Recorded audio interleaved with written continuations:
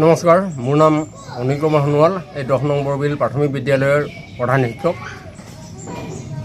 যেহেতু আপোনালোকৰ বিদ্যালয়লৈ কালি সহকাৰী শিক্ষকৰ যি উপস্থিতি যেহেতু চহী বা আপোনালোকৰ যি প্ৰেজেণ্ট দেখাইছে সেইটো আহিছিলে নেকি শিক্ষয়িত্ৰীগৰাকী ইয়ালৈ? নাই, কালিতো মই প্ৰথমৰ পৰা 9 বজাৰ আগৰ পৰাই বিদ্যালয়ত আছোঁ আৰু বিদ্যালয়ৰ পৰাতো ক'তো বাহিৰলৈ ওলাই নাযাওঁ মই। কিন্তু পিছবেলা গম পাইছোঁ যে ইতিমধ্যে এগৰাকী শিক্ষয়িত্ৰীৰ নামত আহিছে।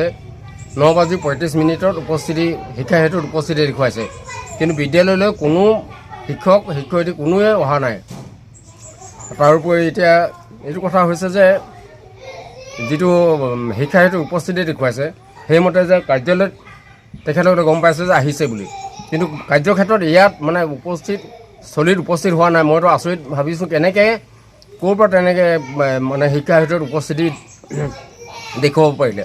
মই খুব আচৰিত হৈছোঁ। এইটো ক্ষেত্ৰত মই বিভাগীয় কৰ্তৃপক্ষ মানে আমাৰ কাৰ্যালয় বিভাগীয় যিবিলাক কৰ্মকৰ্তা আছে তেখেতসকলে কিবা এটা ভাল ব্যৱস্থা লওক। আৰু বিশেষকৈ এতিয়া অকলে এখন বিদ্যালয় চলাই থকা কিমান অসুবিধা সেই কথাখিনি কাকো ক'ব নালাগে। 6টা শ্ৰেণী ইতিমধ্যে চলাবলগীয়া হয়।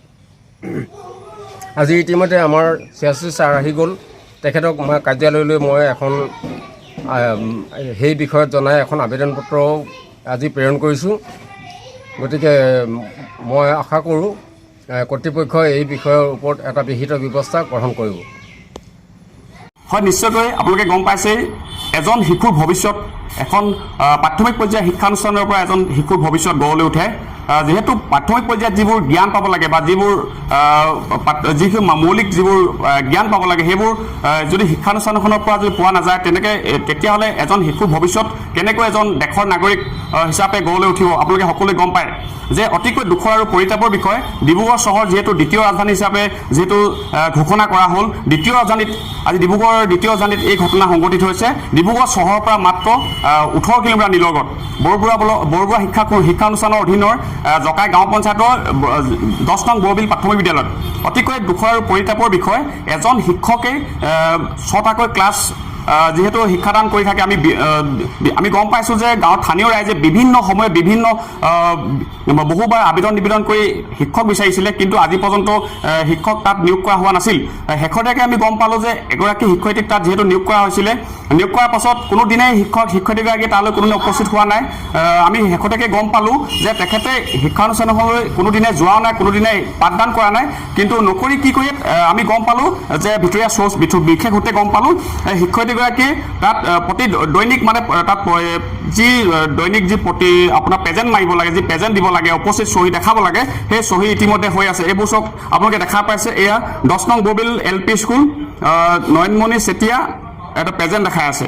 তো এই ধৰণে যদি এছাম শিশুক যদি এই ধৰণে যদি ভৱিষ্যতটো যদি অন্ধকাৰ কৰিবলৈ যায়, এইসকল শিক্ষক শিক্ষয়িত্ৰী তথাকথিত শিক্ষক শিক্ষয়িত্ৰীৰ ওপৰত চৰকাৰখনে বিহিত ব্যৱস্থা ল'ব লাগে। যিহেতু অসমৰ মুখ্যমন্ত্ৰী ডক্টৰ হিমন্ত বিশ্ব শৰ্মা ডাঙৰীয়া যিহেতু বিশেষকৈ শিক্ষানুষ্ঠানৰ ক্ষেত্ৰত বা স্বাস্থ্যৰ ক্ষেত্ৰত যথেষ্ট গুৰুত্ব দিয়া আমি দেখা পাইছোঁ। আমি আজি আপোনালোকৰ চেনেলৰ যোগেদি বিনম্ৰ হাত জোৰি অনুৰোধ জনাইছোঁ, এইসকল তথাকথিত শিক্ষকৰ ওপৰত অতি শীঘ্ৰে ব্যৱস্থা ল'ব লাগে। অকল এইবোৰেই নহয়, আৰু প্ৰতিখন শিক্ষানুষ্ঠানৰ ওপৰত তদন্ত অব্যাহত ৰাখিব লাগে কেনেধৰণে চলি আছে।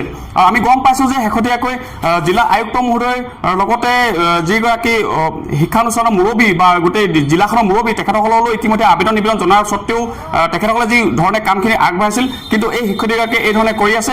বিভিন্ন সময়ত আমি গম পাইছোঁ তেখেতে ভয় ভাবুকি বিভিন্নজনক দি থকা আমিও গম পাইছোঁ। আৰু লগতে গম পাইছোঁ যে তেখেতে মানুহক এনেকুৱা ধৰণৰ এটা কৰিছে, যদি মোক তালৈ দিয়া হয় মই আইনী কাষ চাপিম, আইনী ব্যৱস্থা ল'ম, তেনেকুৱা ধৰণৰ কৰি এটা ব্লেকমেইলিং ধৰণৰ কাৰবাৰ কৰি আছে। যদি এগৰাকী শিক্ষয়িত্ৰীয়ে যদি এনেকুৱা ধৰণৰ যদি কাণ্ড কাৰখানা কৰিবলৈ যদি হয়, তেতিয়াহ'লে সমাজখন কেনেকৈ শুদ্ধ পথত যাব, শুদ্ধ দিশত আগবাঢ়িব আপোনালোকে নিজেই গম পাইছে।